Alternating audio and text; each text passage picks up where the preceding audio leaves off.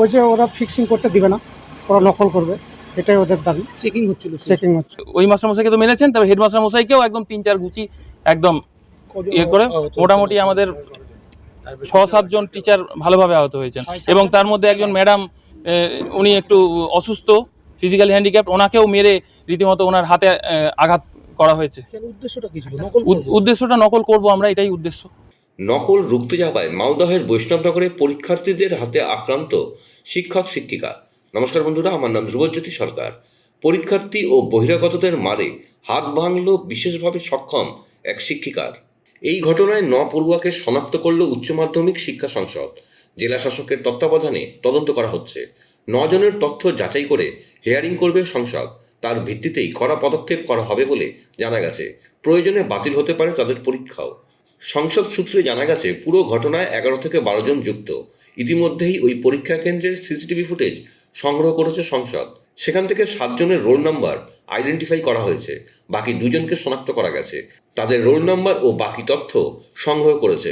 উচ্চ মাধ্যমিকের শিক্ষা সংসদের সভাপতি চিরঞ্জীব ভট্টাচার্য নিজেই এই স্কুল পরিদর্শন করেছিলেন। অভিযুক্ত ছাত্রদের স্কুলের প্রধান শিক্ষক দ্বারা ওয়ার্নিং দেওয়া হয়েছে। উচ্চ মাধ্যমিক পরীক্ষা শেষ হলে হিয়ারিং হবে। সেখানে প্রধান শিক্ষক এবং ওই পড়ুয়াদের উপস্থিতি থাকতে হবে। সেখানে অভিযুক্ত ছাত্রদের প্রমাণ করতে হবে কেন তাদের বিরুদ্ধে ব্যবস্থা গ্রহণ করা হবে না। হিয়ারিংয়ের উপরই সিদ্ধান্ত হবে তাদের পরীক্ষা বাতিল হবে কিনা। ওই সময় টেবিলে রাখা ছিল গরম জল, সেই গরম জলটা আমার ছিটকিয়েছে, হাতে এসে পড়ে। মারধর করেছে। মারধর ওখানে করেছে, ছাত্ররা ঢুকে টিচারদেরকে ধরে মারেছে। অ্যাসিস্ট্যান্ট টিচারের মাথাতে এত জোরে মেরেছে, ওর সিটি স্ক্যান না করলে এখনও সারবে না। কেন মারধর করলো? কেন?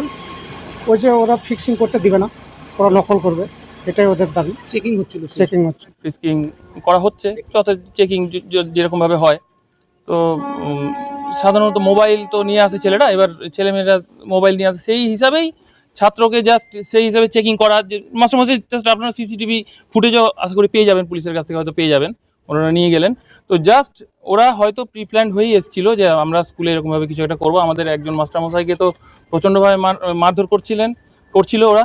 তারপরে আমাদের হেডমাস্টার মশাই থামাতে আসেন, আমরাও কয়েকজন যাই একসাথে গিয়ে আমাদের হেডমাস্টার মশাইকেও, তারপরে ওই মাস্টার মশাইকে তো মেরেছেন, তবে হেডমাস্টার মশাইকেও একদম ৩-৪ গুচি একদম করে মোটামুটি আমাদের ৬-৭ জন টিচার ভালোভাবে আহত হয়েছেন, এবং তার মধ্যে একজন ম্যাডাম, উনি একটু অসুস্থ, ফিজিক্যালি হ্যান্ডিক্যাপ্ট, ওনাকেও মেরে রীতিমতো ওনার হাতে আঘাত করা হয়েছে।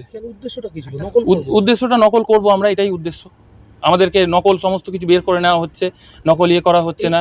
ঠিক আছে, এটা কি মনে হয় প্ল্যান করেই এসেছিল এরা মারামারি করবে? তাছাড়া এখন তো ধরুন কি হঠাৎ করে ওদেরকে যারা এটা ঘটনাটা ঘটালো, তারা ধরুন মানে তাদেরকে সার্চও করা হয়নি, তারা পেছনে দাঁড়িয়ে ছিল লাইনের, হঠাৎ করে চলে আসলো। আমি তো সাইডেই দাঁড়িয়ে আছি, এখানেই দাঁড়িয়ে আছি, হঠাৎ করে ঘটনা পড়াতে আসছেন, এইভাবে একটা মব এসে একটা স্কুলের মধ্যে, সেটাই তো আমরা প্রচন্ড আতঙ্কিত, রীতিমতো আতঙ্কিত। আমরা কিভাবে পরবর্তীতে গার্ড দিব, পরীক্ষার গার্ড দিব, বা ফ্রিস্কিং আমরা কেমন করে করবো? আর আমরা টিচার, আমরা মাস্টারমশাই, আমরা কেমন করে ফ্রিস্কিং আমরা কেন করব বলুন?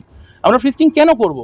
কি দরকার আমাদের প্রত্যেকের গায়ে হাত দিয়ে চেকিং করার? আমাদের কোনো দরকার নেই চেকিং করার। কেন করবো? আমরা ঘরে যাব, ঘরে গিয়ে আমরা গার্ড দেবো।